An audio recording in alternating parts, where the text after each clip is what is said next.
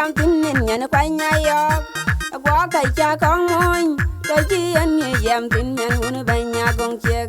le ge chi ngo ke loy twain ga cha gai na ye kwe wel ke en pan ngi wel tin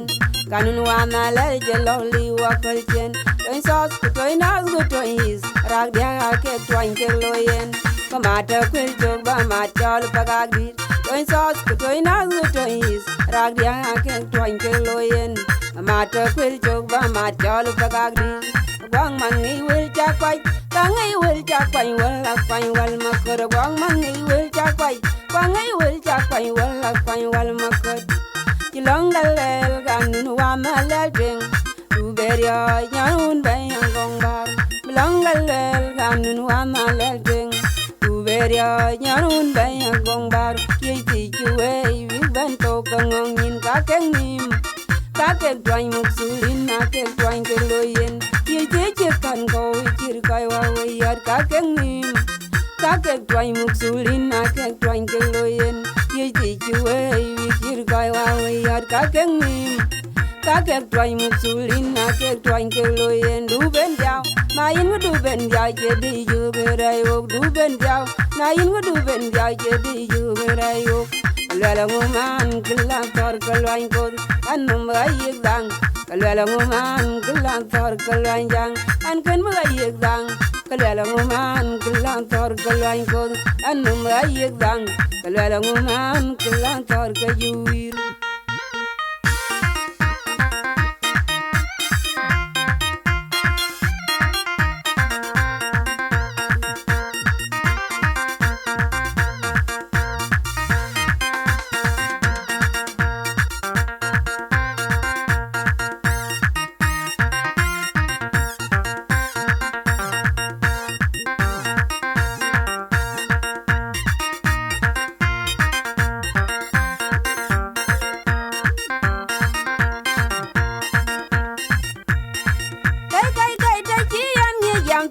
nyen kwa nyayo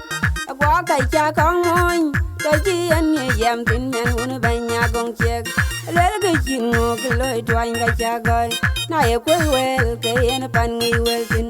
kanun wa na le je lo li wa kol chen toin sos ku toin nas ku toin is rag dia ke twain ke loyen kamata kwel jog ba ma chol pagagir toin sos ku toin nas ku toin is rag dia ke twain ke loyen Mata kwel jog ba ma chol pagagri gwang mangi wel cha kwai kangai wel cha kwai wal la kwai wal makor gwang mangi wel cha kwai kangai wel cha kwai wal la kwai wal makor Long the lel ganun wa ma lel ding tu beria nyarun bayang gong bar Long the lel ganun wa ma lel ding tu beria nyarun bayang gong bar ki ti chue wi ban to kangong yin ka keng nim ka ke twain muk sulin na ke twain ke loyen ye je che kan go chir kai wa we yar ka keng nim ka ke twain muk sulin na ke twain ke loyen ye je chue wi chir kai wa we yar ka keng nim ka ke twain muk sulin na ke twain ke loyen du ben jaw ma yin du ben jaw che di ju be rai ok du ben jaw na yin du ben jaw che di ju be rai ok la ngu man kila tor kalwain ko an num ga yek dang la ngu man kila tor kalwain jang an ken ma yek dang la ngu man kila tor kalwain ko an num ga yek dang la ngu man kila tor ka yuir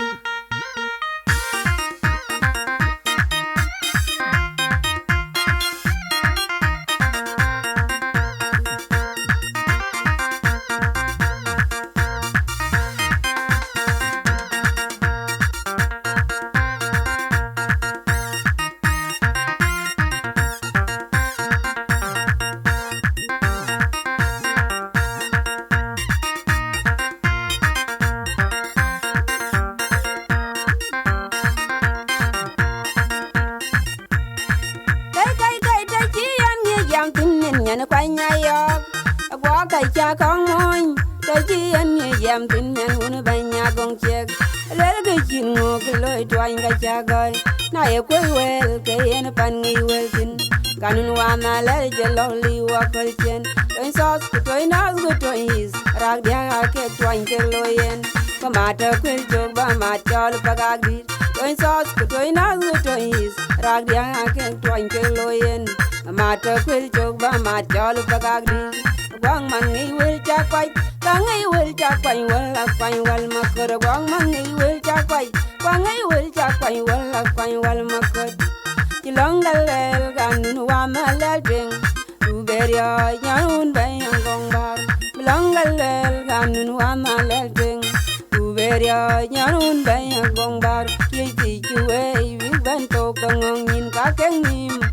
Kakek dwany muksulin nakek dwany keloyen Yiti chikan ko wichir kai wa wayat kakeng nim Kakek dwany muksulin nakek dwany keloyen Yiti juwe wichir kai wa wayat kakeng nim Kakek dwany muksulin nakek dwany keloyen du ben diao ma yin du ben diao je di ju gerai ok du ben diao na yin du ben diao je di ju gerai ok lala nguman kelang tor kelwany kod anum ayek dang lala nguman kelang tor kelwany jang an ken ayek dang lala nguman kelang tor kelwany kod anum ayek dang lala nguman kelang tor kayuir